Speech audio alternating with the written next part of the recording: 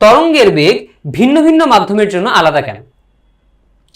তরঙ্গের বেগ ভিন্ন ভিন্ন মাধ্যমের জন্য আলাদা কেন? এটা ভালো প্রশ্ন হতে পারে। বাট আমরা যেমন আমরা যদি দড়ি নিয়ে কথা বলি, মানে আমাদের একমাত্রিক তরঙ্গ নিয়ে কথা বলি, এবং এটা আমাদের পরবর্তীতে ডিসকাশনে আসবে, যখন আমরা একমাত্রিক তরঙ্গ নিয়ে কথা বলবো, এবং সেই একমাত্রিক তরঙ্গ নিয়ে কোন কেসে একমাত্রিক তরঙ্গ নিয়ে কথা বলবো? একটা টানা তার, ধরো যে এইখানে দুটো খুঁটির মধ্যে একটা এই খুঁটিতে একটা তার আটকানো আছে, তাহলে এই খুঁটিতে একটা তার আটকানো আছে, টান টান করে আটকানো আছে, এবং এইখানে একটা দণ্ড আমার হাতে আছে। আমি কি করলাম, এই দণ্ড দিয়ে এটাকে উপরে নিচে উঠাতে থাকলাম, তাতে করে কি তৈরি হবে? একটা আলোড়ন তৈরি হবে, তাই না? আলোড়ন তৈরি হবে, এবং এই আলোড়নটা সামনের দিকে এগিয়ে যেতে থাকবে, রাইট? তাহলে এটা দেখা যায় যে এই আলোড়নের যে ভেলোসিটি বা বেগ, এই বেগ নির্ভর করে এই দড়ির প্রতি একক দৈর্ঘ্যে ভরের পরিমাণ কত তার উপর, এবং হ্যাঁ, মানে এটা তার উপর নির্ভর করে। তাহলে v ইজ ইকুয়াল টু, তখন দেখা যায় v ইজ ইকুয়াল টু, বা v is proportional to 1/√, mu, যেখানে মিউ হচ্ছে প্রতি একক দৈর্ঘ্যে ভর।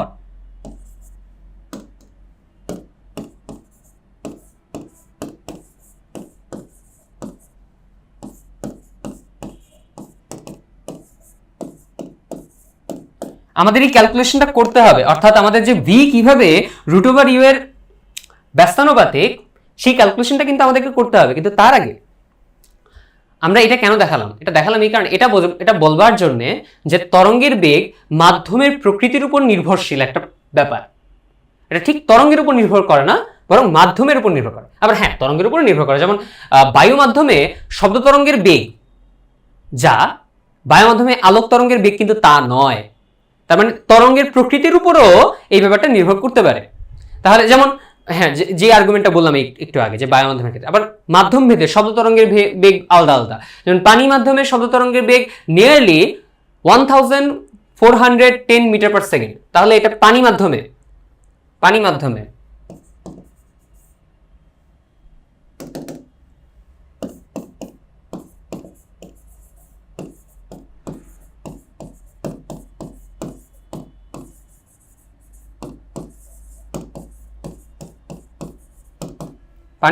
শব্দ তরঙ্গের বেগ 1410 মিটার পার সেকেন্ড। আবার লোহা মাধ্যমে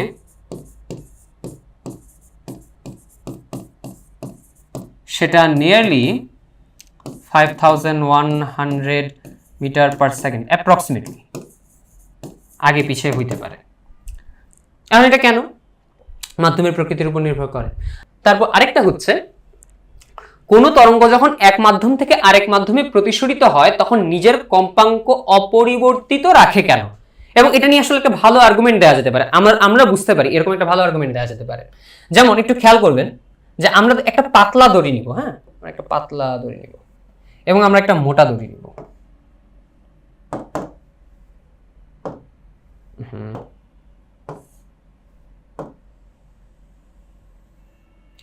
একটা পাতলা দড়ি, একটা মোটা দড়ি, এবং বুঝতেই পারছি যে এই ক্ষেত্রে যখন এই দড়ির মধ্যে একটা আলোড়ন তৈরি হবে, এবং এই আলোড়নটা যখন এই সামনে এগিয়ে যাবে, এই আলোড়নটা যখন সামনে এগিয়ে যাবে, সেই আলোড়নটা যখন এখানে এসে ধাক্কা খাবে, মানে এটা একটা বাউন্ডারি, এটা হচ্ছে হালকা মাধ্যম, এটা হচ্ছে তুলনামূলক ঘন মাধ্যম বা ভারী মাধ্যম বলতে পারি। যখন এই মাধ্যম থেকে এই মাধ্যমে আসবে তখন দুটো ঘটনা ঘটবে।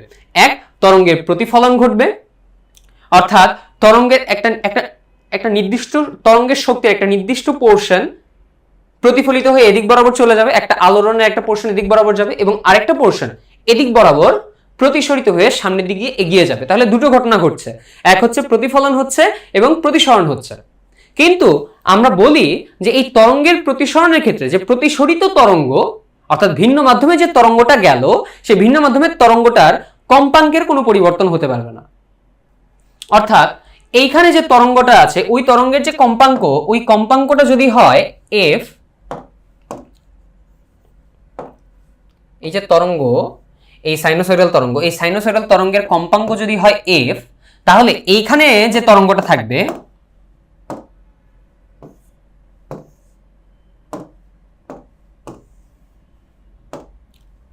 এখানের তরঙ্গটারও কম্পাঙ্ক একই হবে, এইখানের তরঙ্গটার কম্পাঙ্ক একই হবে। সেই কম্পাঙ্কটা কত হবে? সেই কম্পাঙ্কটা হবে F.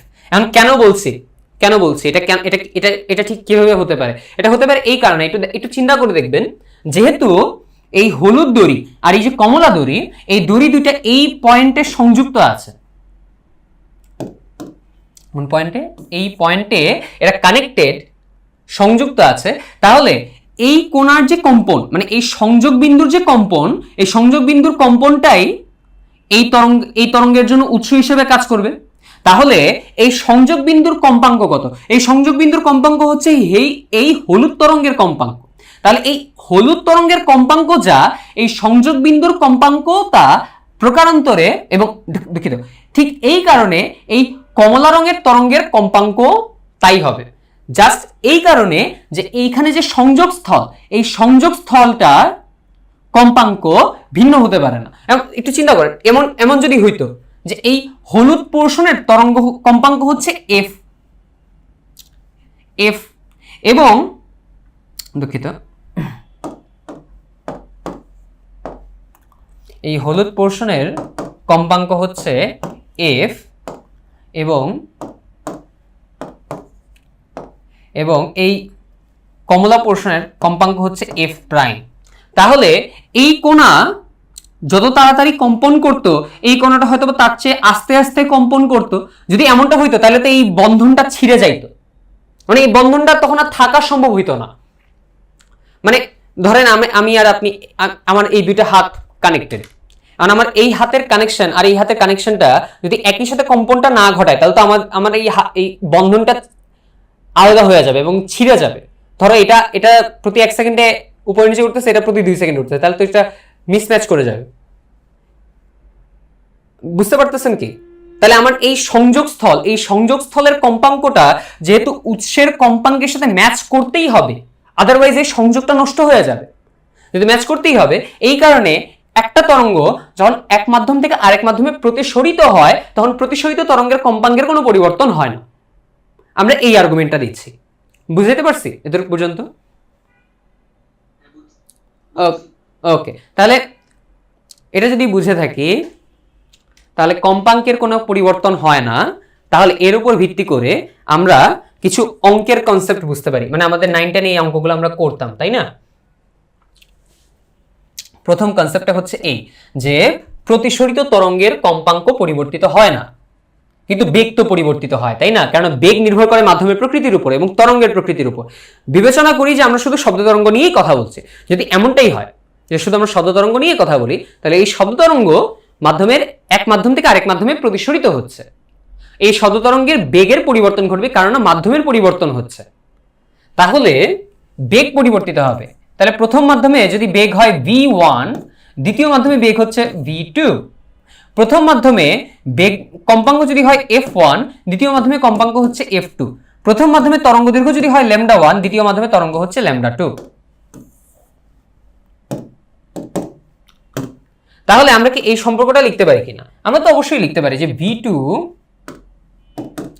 v2 is equal to f2 λ2, এবং আমরা লিখতে পারি যে f1 λ1 is equal to v1। আচ্ছা, আমরা কি এটা লিখতে পারি কিনা, যেহেতু দুইটা তরঙ্গের মানে প্রতিসরিত তরঙ্গের কম্পাঙ্ক সমান হইতে হবে, অর্থাৎ f1 equal to f2 হইতে হবে, রাইট? যেহেতু f1 equal to f2 হতে হবে, তাহলে আমরা লিখতে পারি যে v1 by λ1 সমান সমান v2 by λ2 হতে হবে।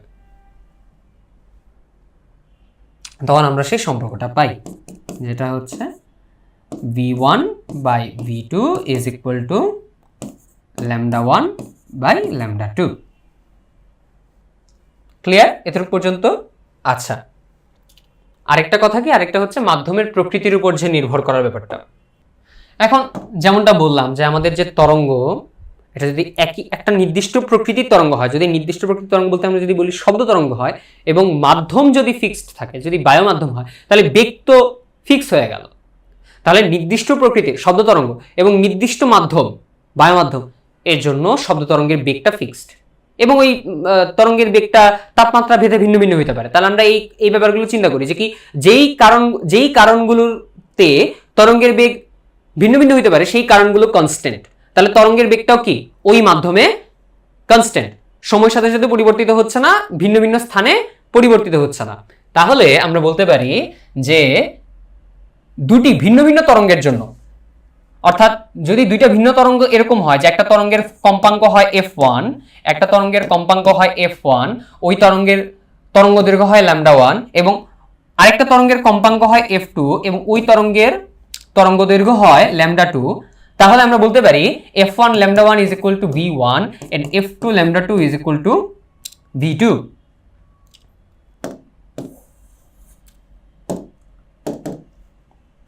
এখন আমাদের আর্গুমেন্ট হচ্ছে যে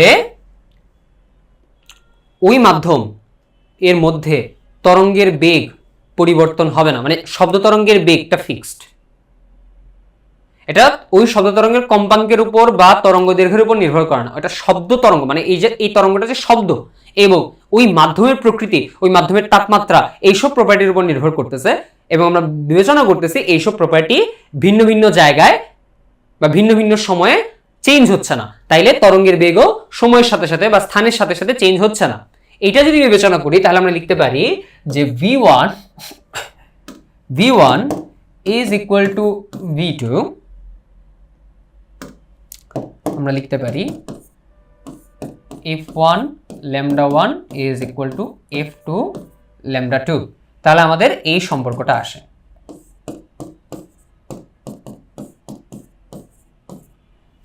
তাহলে f1 λ1 is equal to f2 λ2, এই সম্পর্কটা এখান থেকে আসে।